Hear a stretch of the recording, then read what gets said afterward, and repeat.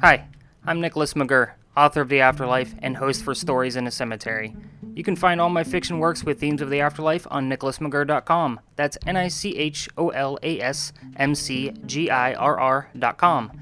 As a writer, I do research, and that research is more than likely inside a haunted location or a cemetery. Like you, I'm curious about the afterlife, and always looking for a new topic for my next book. I hope you enjoy this episode of my research as much as I did in using it for my fiction works. Let's get into today's story in the cemetery.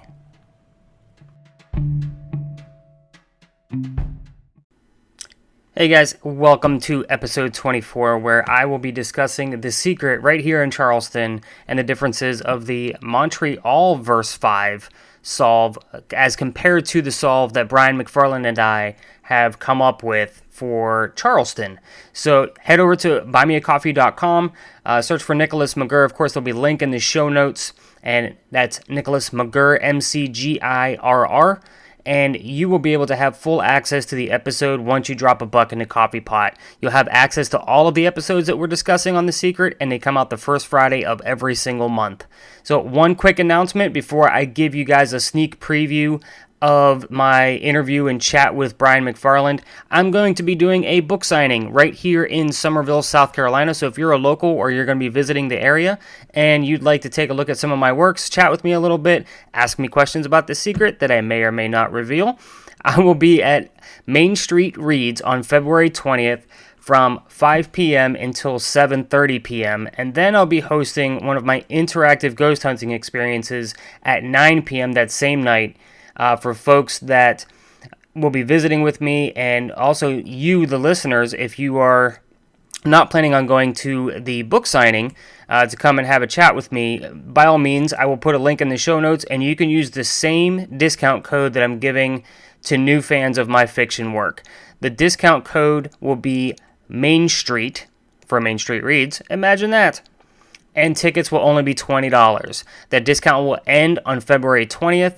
And by all means, I hope you stop by Main Street Reads. Stop, shake my hand, tell me anything you want to tell me about The Secret and what you've been working on, or if you're just a fan of my work. Guys, check out this week's episode sneak preview of my interview with Brian McFarland. Hello everybody, welcome to our third episode of talking about The Secret with Brian McFarland, a local historian here in Charleston. And this is our second episode on Buy Me a Coffee, so thank you once again for coming back. If you've subscribed already, you already know you only put $1 in the coffee pot, and now you have access to all of these really cool episodes where we're going to chat about how we're going about figuring out verse 5 for the Charleston painting, which is picture number 2 in the book. So, Brian, obviously, you've made an introduction to yourself in the last episode. Why don't you give us a quick gist of who you are, what you do, and why you're here? Hey, it's a 2 and a 3, so a 23 skidoo to everybody of our all our folks who are kind of out there trying to piece all the numbers together. I run Charleston Cavalier Tours in Charleston. Imagine that! It's in Charleston. And somehow Nick fell into my web, and then this book fell into our web. So we don't really do any tours. We just work on this 24/7. Hey, we're touring Charleston. If Byron Price's Secret comes in the middle of one of those tours, then by all means, we're touring Charleston. We're sticking to what's important. We have a focus. I can't, because it was so funny, because today, like when you sent me that over, the clue that we'll probably talk about later, you could see what happened. Like immediately, my brain just went, we're going to research The Secret. And then all of a sudden I was texting you and figuring out clues. And then I was like, oh, I'm going to be late getting back to work. So. Yeah, and these clues that we're finding, we're still finding things, as you mentioned. I mean, this was a text battle that we had back and forth today of 2 more clues that I discovered that still link verse 5 to Charleston. So, well, the thing about today's clue was, I've been, there's been a couple of things where I've been like, yes, but to this clue today was phenomenally just, that's, the symbol that we saw when you pointed the symbol out, and I was like, oh, that's pretty cool. But the first thing you said before the symbol when we were at the site was actually, look, this is this. and that's what gave me the idea to come here, and then to go full circle. So let's stop and tell the audience a little bit about where we are with our solve and what we're actually doing about it. So folks, we have literally connected every single line in verse 5 to Charleston with proof and simple validations. I have created I have to add a few things, but it will be a 35 slide PowerPoint that I've constructed, and we're going to do an audio piece explaining that. But the gist of it is we wrote a letter to the first person. If you're familiar with verse 5, it actually says get permission to dig out. So we did our due diligence, and we are doing right by the memory of Mr. Price, and we have asked for our first piece of permission. Now, have we gotten that piece of permission yet? No, but here's the good thing. It did not get thrown away. It did not get thrown in our face and said, no, you guys are ridiculous, get out of here. Yeah. It is sitting on somebody who is important on their desk, and that is point 5 of step 3. So we actually are on our very first portion of getting the 3 pieces of permission that we need to stick our probe in the ground. Right. And hopefully the people over at Fort Moultrie will listen to this one. Also, if you can, I'm going to send it to you. I want you to drop the Pee-wee clip in there that we talked about. So, yeah, so the entire mall. Because here's the thing, because when you're talking about the verse, is some of our clues are actually lifted from the picture corresponding to the verse. Correct. And that's kind of what sends it there. And the other cool thing about this is that, as far as, and you've seen some of the other solves, like collaborative effort, I think my particular thing as far as that really gave us a very unique clue. Mm-hmm. As far as that was I was like, so like that's the other thing about this weird, when you're searching, your brain kind of, we talked about last time, like the lottery ticket, but then when you sent me that picture with the clue that I kind of deciphered, I was like, I can die and go to heaven now because I figured out a secret clue. Yeah.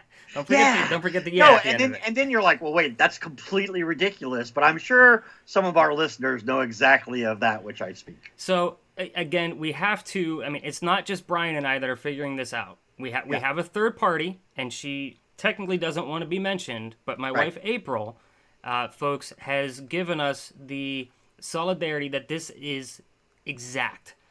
It is in its simplest form. And we have discovered she brought in the last few lines that tied everything together. So when we are we going to mention some of our line cutters? Should we deign to mention them? Line cutters? Well, I mean, we are under the assumption after a month or two of work that we're fairly close. And then someone, I believe, because it seems to have, in time with our podcast, dig requests were made, and it seems like they were made first before the actual deciphering. Correct. Yeah. So again, we feel very, very, very confident. Now, here's what I read. I've been reading the back of the book with the fairy people, and even the submission form in the back of the book, and it does have a portion in the back that says. Something to the tune of, I have discovered where the cask location is, however, I do not have access to it. Uh-huh. So in the event that we go through our 3-step approval process and we get shut down to the point where we will not have the permission to dig out, I will still submit our form to the P.O. box that's in the back of the book with my 35-page slide, PowerPoint, and we will take it from there. Okay, so, pardon me for not knowing all the ins and outs of this, but this form, I mean, we have a notation, get permission to dig, is maybe this is the way we go about it? Or do you have to do the official way? I want to say I think we're taking the right steps. I think Okay. we're at that point where, because it does say, in the event you cannot retrieve the cask, then we, in italics, will get it for you. Well, okay. We had this discussion briefly this morning. I have no. You are the eternal optimist here, but having lived and dealt with the folks here in Charleston, I am not. I think we should just skip to that step because I don't see any other way of getting around it. And that's something we may very well do that we can discuss further. Okay, but you are saying let's. You don't know without asking. I want the thrill of a shovel in my hand. Yes. Of digging up the dirt and putting my hands around that cask and pulling it out. I'm getting shivers. I'm getting frisons. just imagining it.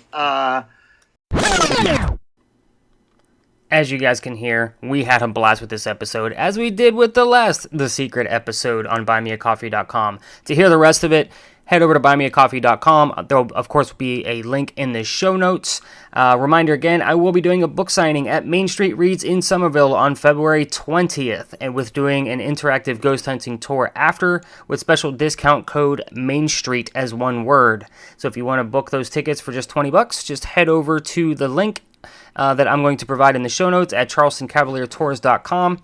And next week, guys, on the 14th, on Valentine's Day, I will be going dark, so I will not be putting out an episode on February 14th. So for now, I will talk to you guys in 2 weeks. Head over to buymeacoffee.com to hear the rest of this week's episode. Thanks so much, guys. You all are awesome.